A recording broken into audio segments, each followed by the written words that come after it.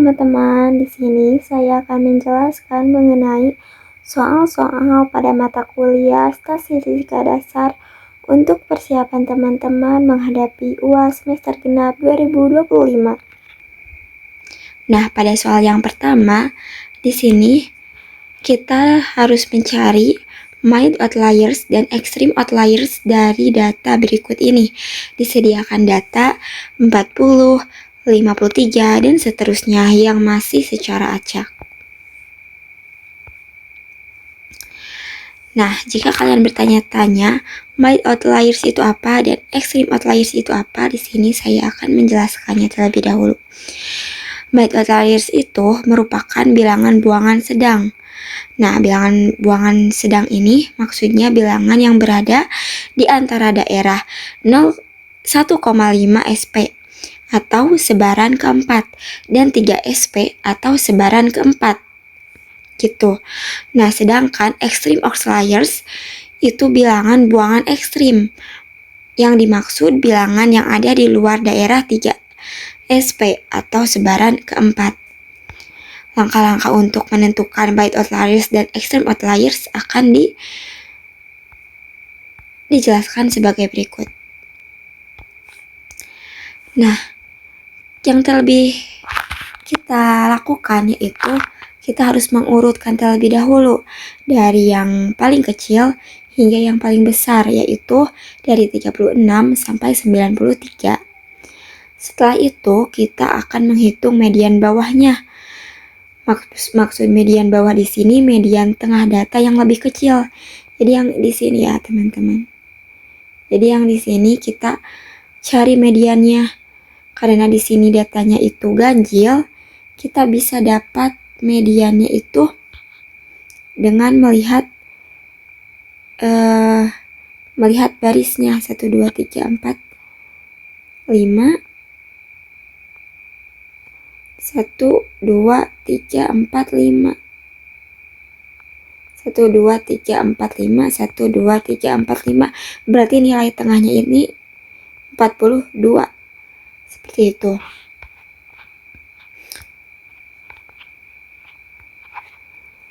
Dilanjut yang ketiga yaitu hitunglah median atasnya.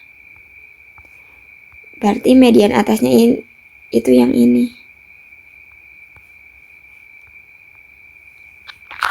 Nah, kita lihat seperti tadi bahwa di sini kan ganjil.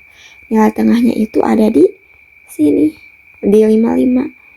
Karena di sini ada 5 angka dan di sini ada 5 angka, berarti yang di tengah-tengahnya ini. Seperti itu. 55. Kita keep dulu ya.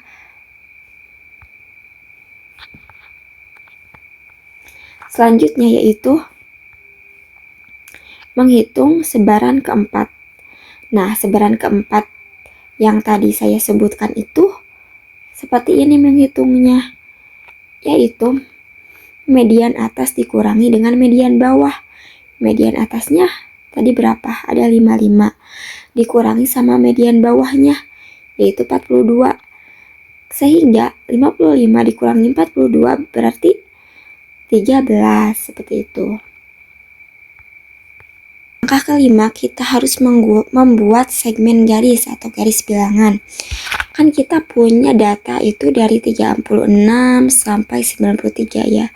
Kita usahakan si 36 sampai 93 ini ada di garis bilangan, sehingga kita ambil dari angka 30 sampai 100. Sehingga di sini ada angka 36 dan di sini ada angka 93 gitu. Jadi semua terbawa ya. Terus langkah ke-6 yaitu buatlah tanda pada setiap median atas dan median bawahnya. Nah, kan kita tadi median atasnya itu berapa? 55 ya. Dan median bawahnya itu berapa? 42. Nah, kita harus menandai. Di sini kan ada angka 42 ya. Di sini ada angka 55. Sehingga kita tarik garis dari sini ke sini sehingga didapat yang ini. Oke, lanjut. Sekarang masuk ke perhitungan. Hitung 1,5 SP, kemudian tandai sejauh 1,5 SP dari median bawah dan median atas. Oke, nah di sini kita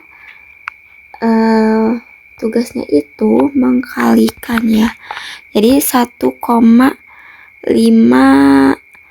itu dikalikan dengan SP-nya. Tadi kita sudah menghitungnya bahwa SP-nya itu 13, sehingga 1,5 dikali 13 yaitu 19,5 begitu. Kita harus menghitungnya dari median bawah. Jadi median bawah yang ini ya, median bawah dikurangi sama yang ini, sama 19,5 sama dengan 22,5. Terus 55 median atas ditambah sama 19,5 sama dengan 74,5. Coba lihat 22,5 ini itu berada di luar batas kita gitu, di luar segmen garis kita. Nah, ada di sebelah sini ya perkiraan. Sedangkan kalau yang 74,5 ini masih terbawa gitu di garis kita 74,5. Masih terbawa ya.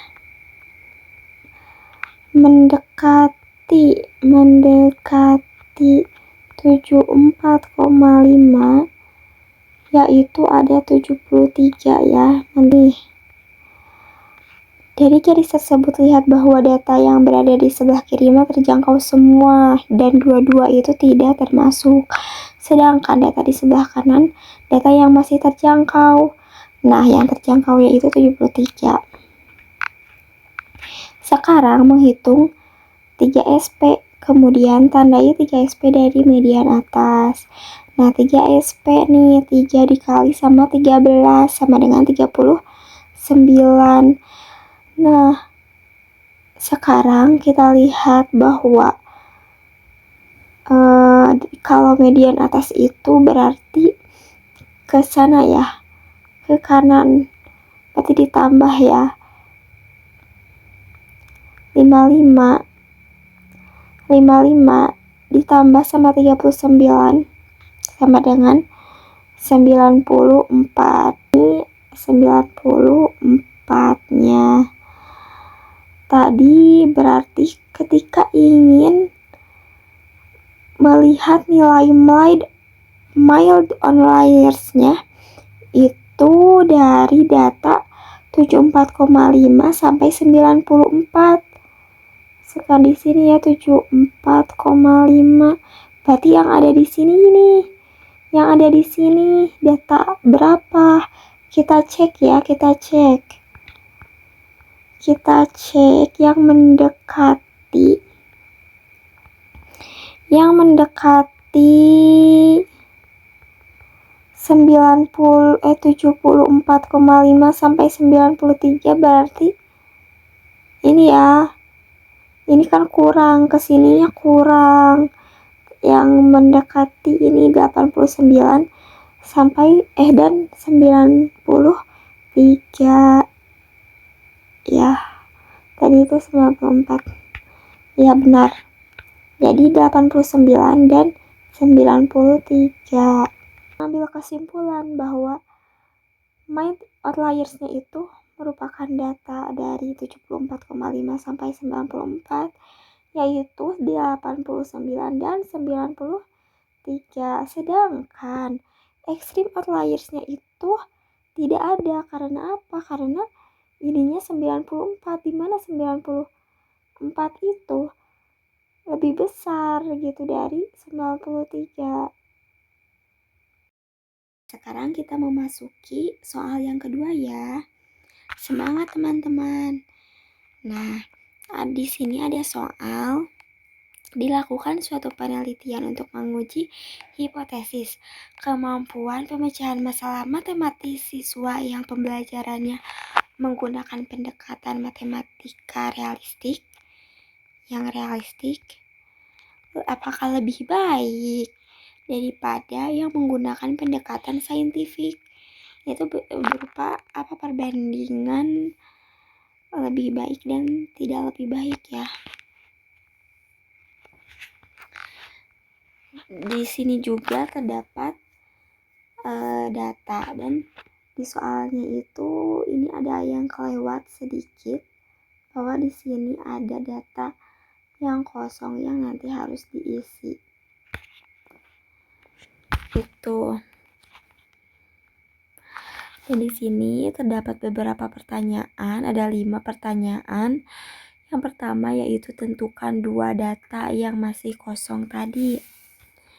Karena tidak ada ketentuannya dan tidak ada polanya, kita bisa lihat dari angka apa sih yang belum terdapat di sini. Dari kisaran 35 sampai 93 gitu. Dapat 73 dan 89.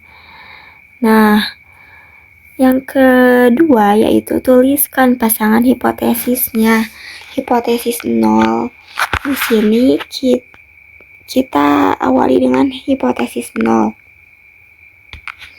Tidak terdapat perbedaan kemampuan pemecahan masalah matematis siswa yang pembelajarannya menggunakan pendekatan matematika realistik dengan yang menggunakan matematika saintifik. Ini mah tidak terdapat perbedaan katanya di hipotesis 0. Tapi ada juga yang mempelajari bahwa hipotesis 0-nya itu ditulis dengan tidak lebih baik ya. Itu ada yang seperti ini juga, dan dua-duanya benar. Soalnya ini lebih ke netral, kalau ini lebih ke khusus gitu ya. Nah, hipotesis yang kesatunya yaitu kemampuan pemecahan masalah matematis siswa yang pembelajarannya menggunakan pendekatan matematika realistik lebih baik daripada yang menggunakan pendekatan saintifik. Gitu ya, ada lebih baiknya. Nah, ketika kalian sulit itu menentukan hipotesis, lihat aja soalnya dan tambahin kata-kata lebih baik atau tidak lebih baik ya, atau seperti ini tidak terdapat perbedaan gitu, namun kesininya sama seperti soal seperti itu. Nah, jika kita diubah ke dalam bentuk simbolis matematika, kita bisa lihat seperti ini. H0 sama dengan mu X kurang dari sama dengan mu Y. H1 sama dengan mu X lebih dari mu Y gitu. Nah, untuk menentukan mana yang lebih baik, kita memasuki langkah-langkah perhitungannya nih teman-teman. Yang pertama-tama kita akan mencari ratanya dulu dan simpangan bakunya dulu gitu. Rata-ratanya itu kita bisa menggunakan manual seperti rumus ini, yaitu sigma n 1 sama dengan 1x1 atau jumlah dari nilai tengah ya. jumlah keseluruhan nilai tengah dibagi sama N. N itu jumlah data. Jumlah data X, jumlah data Y, ya beda. Jumlah datanya yaitu ada 15. Berarti ini semua dijumlahin dibagi sama 15, hasilnya itu 73. Nah, sekarang kita mencari rata-rata juga bisa lewat kalkulator matematika ya. Dilanjut mencari simpangan baku. Nah, di sini juga bisa manual, bisa kalkulator gitu. Nah, kalau manual ini ada rumusnya. Akar sigma N I sama dengan 1x1 xi atau nilai tengah dikurangi sama rata, terus nanti dikuadratkan. Jadi kita mencari. Jadi jumlah selisih dari nilai rata, nilai tengah, dikurangi nilai rata. Terus nanti dikuadratin gitu. Nanti dikuadratin. Terus dibagi sama jumlahnya. Nah, seperti ini. Jadi 75 merupakan nilai tengah dikurangi 73 merupakan rata, terus nanti dikuadratkan dan seterusnya dibagi sama 15 dan hasilnya itu ini.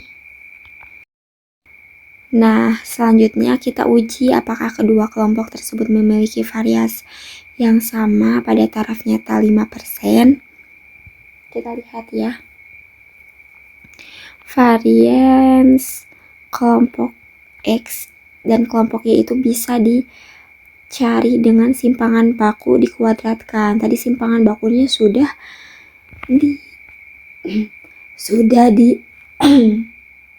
tadi simpangan bakunya sudah disampaikan ya, bagaimana cara menghitungnya. Jadi tinggal menghitung terus nanti dikuadratkan dan hasilnya ini. Nah, untuk menentukan F hitung, kita bisa bagi dari variansi yang besar dibagi sama variansi yang kecil gitu. Ini kan lebih besar, ini kan kecil. Jadi kita bisa menulis ini menjadi pembilang dan ini menjadi penyebut. Jadi seperti ini. Ketika telah ditambahkan, dibagi maksudnya menghasilkan 1,003 seperti itu. Udah gini, kita mencari derajat kebebasan pembilang dan derajat kebebasan penyebut dari N dikurangi 1. N itu jumlah datanya, jumlah data. Pembilang berapa? Kan 15 ya, 15 dikurangi 1. Jumlah data penyebut berapa? Kan 15 juga. Jadi 15 dikurangi 1 yaitu 14. Jadi F 14 per 14. Nah, untuk ini kita bisa lihat di nilai-nilai distribusi di tabel nilai distribusi F ya.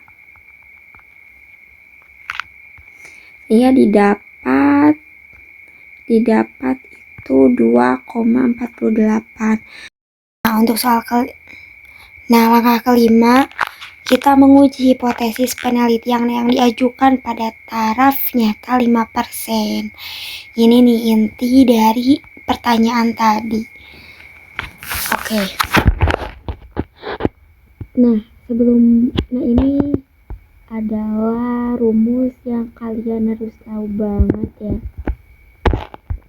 Pertama-tama sebelum ke rumus itu kita harus mencari terlebih dahulu ini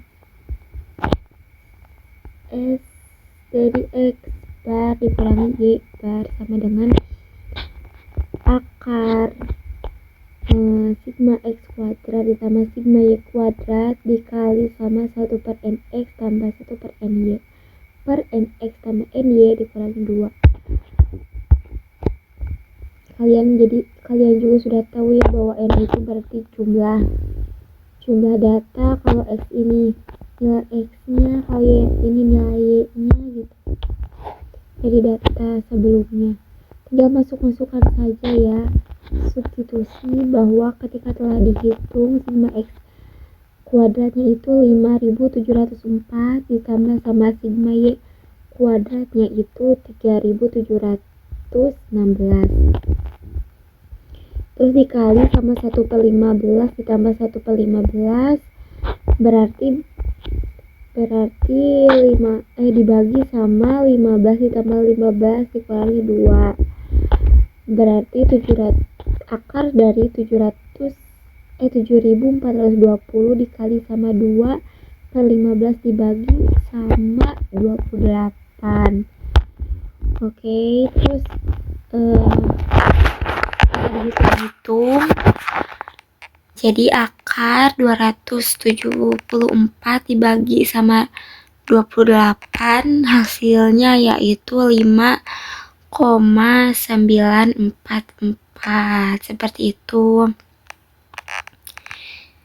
Nah, untuk sigma X kuadrat dan juga sigma Y kuadrat yang ini, jika tadi kalian bingung, yang ini ya, itu dari sini ya. Jadi nilai X dikurangi sama X bar terus nanti dikuadratkan gitu ya. Y juga sama, Y dikurangi Y bar dikuadratkan. Oke, dapat dipahami ya.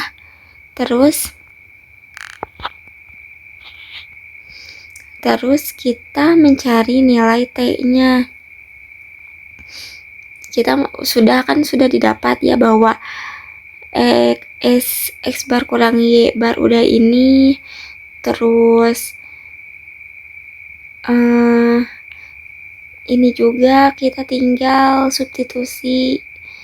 Jadi X bar ini merupakan tadi rata-rata X ya 73 dikurangi rata-rata Y 64 dibagi sama 5,944 yang dari sini ya, yang dari sini ke sini kita hitung didapat 1,514 seperti itu. Nah ya, kita bisa lihat pada tabel nilai kritis distribusi T ya, ada loh tabelnya, sudah ada, kalian cek lagi aja bahwa di DK 28 itu hasil dari 15 ditambah 15 yaitu 30 dikurangi sama 2 yaitu 28, jadi T 28 gitu. T kritisnya itu 2,048. Jadi nanti kalian kalau bingung di sini itu ada angka 28, terus dilihat di sejajarnya yang mana gitu.